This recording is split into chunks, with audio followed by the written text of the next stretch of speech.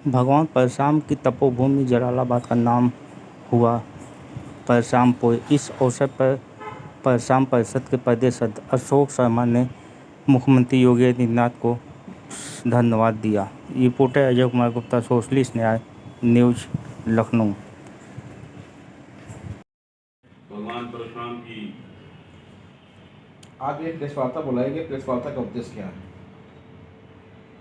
Press वार्ता का उद्देश्य है कि जो शाहजहानपुर में जलालाबाद एक कस्बा है, वो भगवान परशुराम की तपोभूमि है। हमारे संगठन राष्ट्रीय परशुराम परिषद के संस्थापक संरक्षक माननीय पंडित सुनील भराला जी, जो निवर्तमान राज्य मंत्री हैं उत्तर प्रदेश सरकार में, उनके अथक प्रयास के बाद माननीय मुख्यमंत्री योगी आदित्यनाथ जी की अनुकंपा से उसका नाम बदलकर, जलालाबाद का नाम बदलकर परशुरामपुर कर दिया गया है। हम प्रदेश सरकार को बहुत बहुत धन्यवाद देते हैं।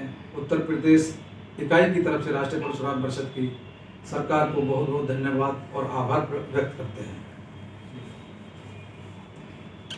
जैसे कि ये जो नाम बदलने का जो उद्देश्य था, क्या ये पूरा इतिहास इसका क्या रहा, इसका क्या था इतिहास?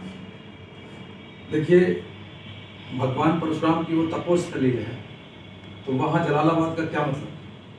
वहाँ तो भगवान के नाम पर ही उसका नामकरण होना चाहिए। और पुराने समय में भी ऐसा होगा, लेकिन उसको बदल के जो शासक आए यहाँ पर, मुस्लिम शासक, उन्होंने उसको बदल के उसका नाम जलालाबाद कर दिया। अब सही सरकार आई है, सही समय पर उसका नाम बदलकर जो होना चाहिए था परशुरामपुरी कर दिया गया है। इसके लिए हम प्रदेश सरकार को धन्यवाद और आभार व्यक्त करते हैं। क्या है पूरा समाज आज के समय में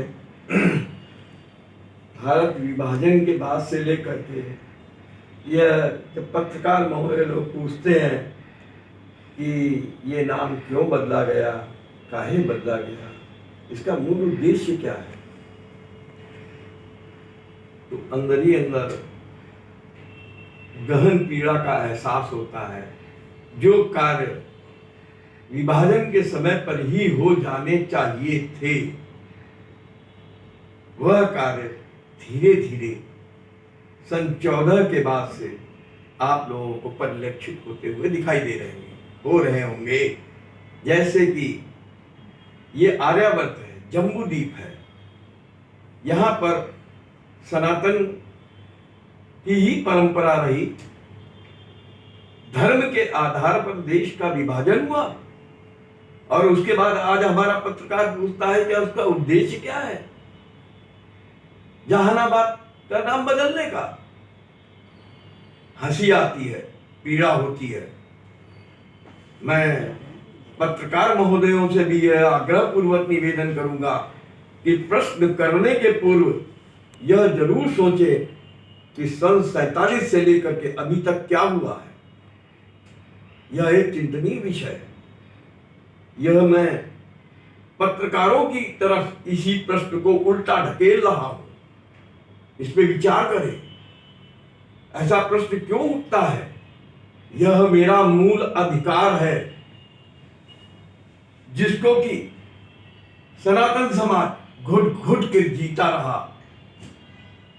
हमारे पूजनीय गौरववासी अटल बिहारी वाजपेयी जी ने भी उस समय एक कविता लिखी थी।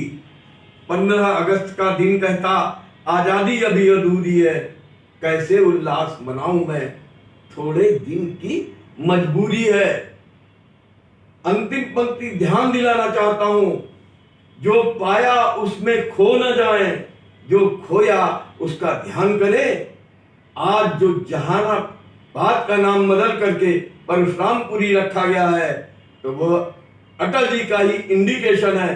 जो पाया उसमें खो न जाए, जो खोया उसका ध्यान करें। जो हम लोगों ने खोया है उसका ध्यान राष्ट्रीय परशुराम परिषद के संस्थापक सुनील भराला, एक छोटा सा हमारा कार्यकर्ता, संघ शिक्षित, पूरा जीवन संघ को समर्पित किए हुए अटल जी की इस लाइनों को सार्थकता प्रदान कर रहा है। भगवान परशुराम जो कि विष्णु के 6वें अवतार हैं। तो उन्हीं पंक्तियों को उठा करके मैं ये कहना चाहता हूं और सुनील भराला जी की इस लड़ाई को आगे बढ़ाना चाहता हूं। अभी तो सुनील भराला जी के छोटे छोटे प्रयासों से लोगों के बीच यह जानना प्रारंभ हुआ है। भगवान परशुराम की 1.25 लाख मूर्तियां कुंभ के मेले में बांटी गई हैं। कितनी बड़ी विडंबना है कि 6वें विष्णु के अवतार भगवान परशुराम को स्थापित करने के लिए हमारा एक छोटा सा कार्यकर्ता जो कि भराला गांव में पैदा हुआ है, जिसका नाम है सुनील भराला, वो इस मुहिम में लगा है। मैं यह अपेक्षा करूंगा कि मीडिया में और मीडिया के जो हमारे लोग हैं वह भी इस मुहिम को आगे बढ़ाने का प्रयास करें। इन्हीं शब्दों के साथ मैं अपनी वाणी को विराम देता हूं।